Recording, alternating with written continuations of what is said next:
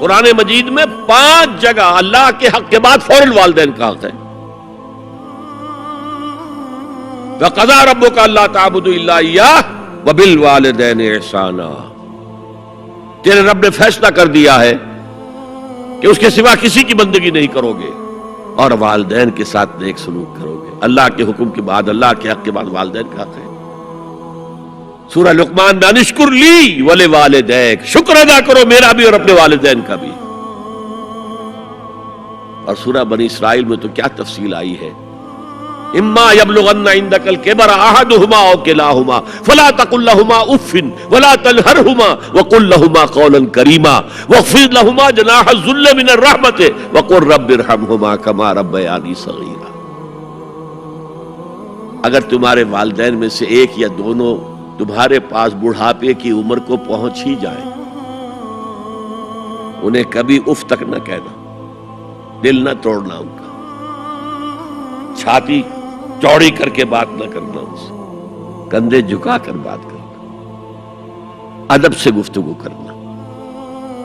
قل لہما قولا کریما واخفض لہما جناح الذل من الرحمہ، اپنے کندھوں کو جھکا کر رکھنا. اور پھر کہنا، اللہ سے دعا کرنا، رب ارحمہما کما ربیانی صغیرا، پروردگار میرے ان والدین پر رحم فرمائیو جیسے کہ انہوں نے مجھے پالا تھا جبکہ میں چھوٹا سا تھا. تو خاندان کے نظام کو مستحکم کرنے کے لیے 3 ڈائمنشنز ہیں. جیسے ایک کمرہ ہے، چوڑائی ہے، لمبائی ہے، اونچائی ہے. پہلے تو شوہر اور بیوی کے درمیان بانڈ آف لو. اب یہ شوہر اور بیوی پیرنٹس بن گئے ہیں، والدین بن گئے، اولاد آ گئی. سیکنڈ ڈائمنشن ایڈ ہو گئی، ادب، عزت. اور بہن بھائی ہے، اخوت، جس کو کہ وہ کہہ رہا ہے جی ویلز بھی، فریٹرنٹی، خاندان کا ادارہ مستحکم. یہاں ایک نقطہ اور بیان کر دوں. لیگل لیول پر بیوی کے حقوق کم ہیں، شوہر کے زیادہ. الرجال قوامون علی النساء، سیدھی سیدھی بات ہے، اور ہمیں ڈٹ کر کہنا چاہیے. یہ اس سے زیادہ معقول بات کوئی نہیں ہے. کسی ادارے کے 2 سربراہ برابر کے اختیارات والے نہیں ہو سکتے. لیکن اخلاقی طور پر جو ماں کا حصہ ہے، باپ کا حصہ اس سے 1/3 ہے. قرآن مجید میں آیا ہے نا، حملتہ امہ وہنا علی وہن وفصالہ فی عامین ان اشکر لی ولوالدیک. اسے اٹھائے رکھا اس کی ماں نے اپنے پیٹ میں، کمزوری پر کمزوری جھیل. کمزوری تو ہو رہی ہے، اس کا خون چوس رہا ہے اندر، جھونک جو ہے وہ چوس رہی ہے خون اس کا.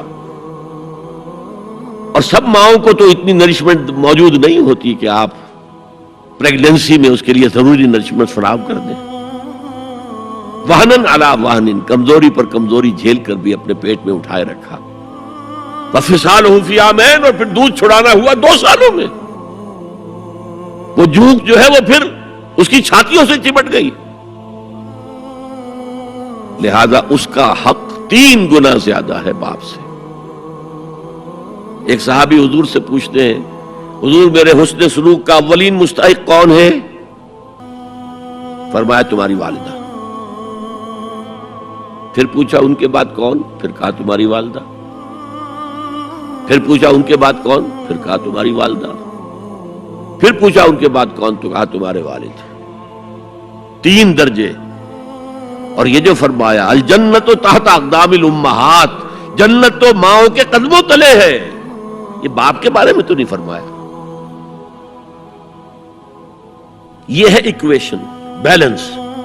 اسلام قسط کی بات کرتا ہے، انصاف کی بات نہیں کرتا. انصاف تو یہ کہ آدھی روٹی ادھر دے دو، آدھی ادھر دے دو.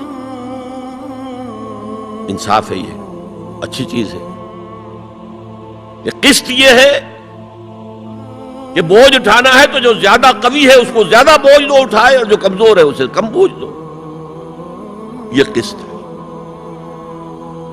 تو اسلام نے عورتوں پر ذمہ داریاں کم رکھی، ان کے اختیارات کم رکھے، لیکن اولاد پر حق ماں کا 3 درجے فائق رکھا.